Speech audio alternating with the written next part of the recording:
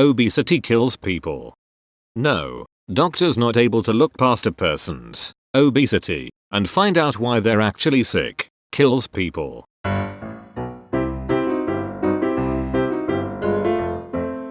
If you're going to the gym and not seeing results, it's because of your genetics and has nothing to do with the fact that you drink heavily and eat a whole pizza every weekend.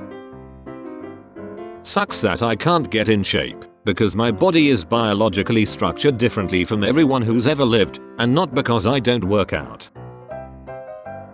Fat girls can't. Enough of this. They can, and they will, buddy. Fat girls can be skinny.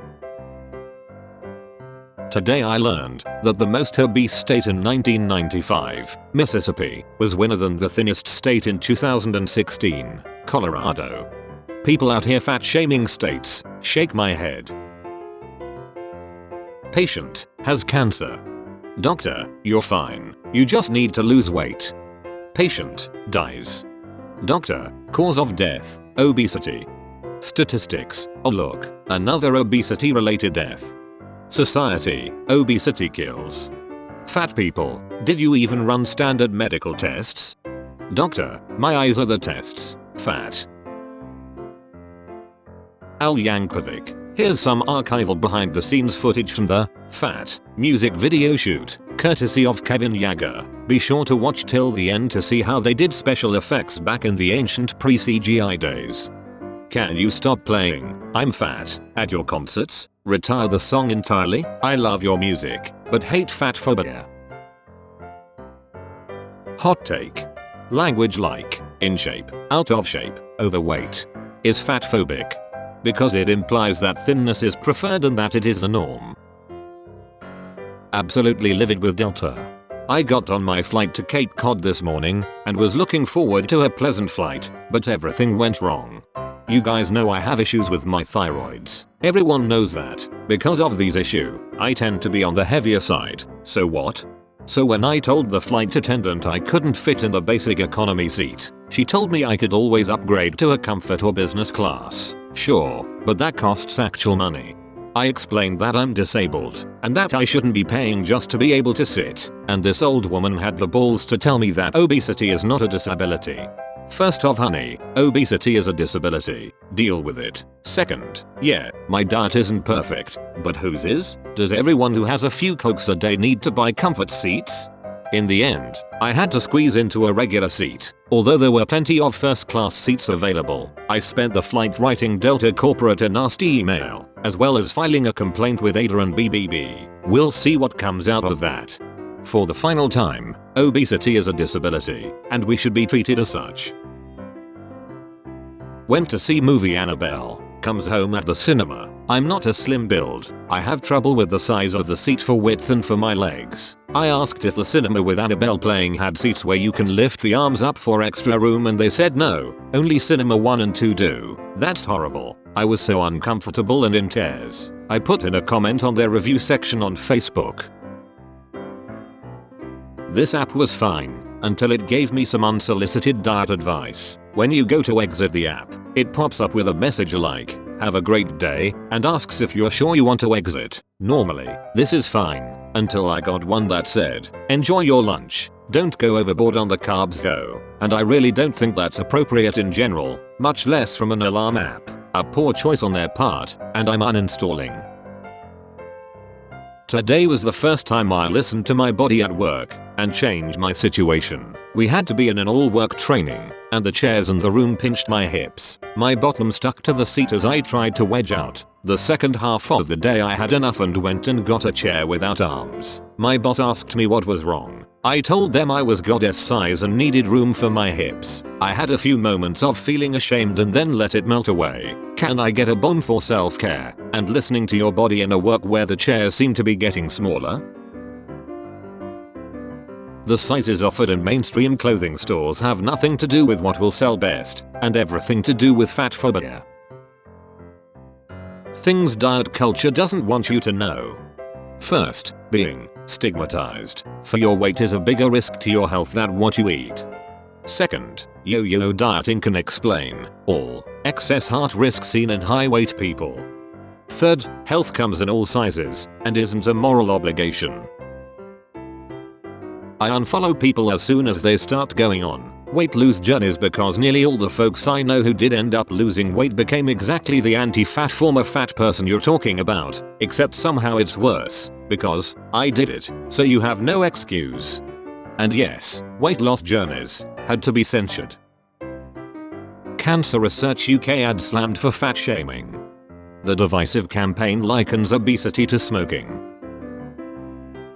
For your information, we just removed a post that had been up for part of today, a picture of a borderline small fat woman in a yellow crop top. You was proud of wearing it for the first time. It came to the mod's attention that the picture was upsetting to the larger folks in the group, as the OP did not read even a small fat to most of them, in deference to the large, super, and infinitely fat members of the group who expressed dismay and hurt at a non-fat picture being featured. The post was removed. There is no ill will towards the post's OP, but this is not a space for her, as we need to keep it a safe place for larger fats. We are not living with obesity. Are you living with blondness? We are fat people. We are not a condition, not a health-harming behavior requiring elimination. Your body goes into starvation mode and holds onto all the fat. I went from 235 pounds at 5 feet 6 to 315 pounds from undereating. Be careful. LOL. That doesn't happen. Undereating. If I lost all the weight the dated and inaccurate and misleading BMI suggests I should be in the healthy range, I genuinely believe my hair would fall out and I would need to be hospitalized. That's all. Julius, you're a fitness trainer. What do you think of Jenny and Dorothy being happy with their bodies? I think that's fantastic. Are you healthy? Have you been to the doctors and they've told you that you're healthy? Well, I think that's a quite loaded question, because I don't think anyone here who's thin is going to be asked that. So I guess that's what I would say to that answer, that we have to look as well at the assumptions that are made. And I would say that you can't actually tell someone's lifestyle or health by looking at them. I do think there's such a health focus in our country that I call it healthism, a kind of moral obligation for people to be healthy, and I think that we have to watch that too. I'm 257 pounds and I only lose weight if I eat unreal amounts of food. I don't have time or money for that, so I'm okay with being a fatty.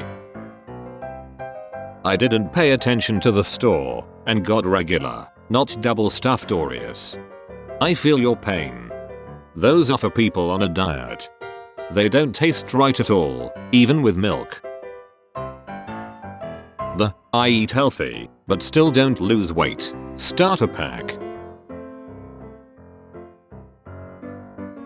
Doctors are LMAO, like my pediatrician literally told me to starve myself to lose weight. He literally wanted me to develop an eating disorder, like a doctor, a trained professional. LMAO. How many calories did he suggest you to eat? Literally, what does it matter? Why are you even talking to me? If you're going to the gym and not seeing results, it's because of your genetics, and has nothing to do with the fact that you drink heavily and eat a whole pizza every weekend. Anyone have any advice on how to get my 7-year-old daughter to learn to be more body positive? She's been spending more time worrying about mommy blowing up than anything. Even told me she'd show me how to exercise. Very discouraged that she feels it's so shameful to be big.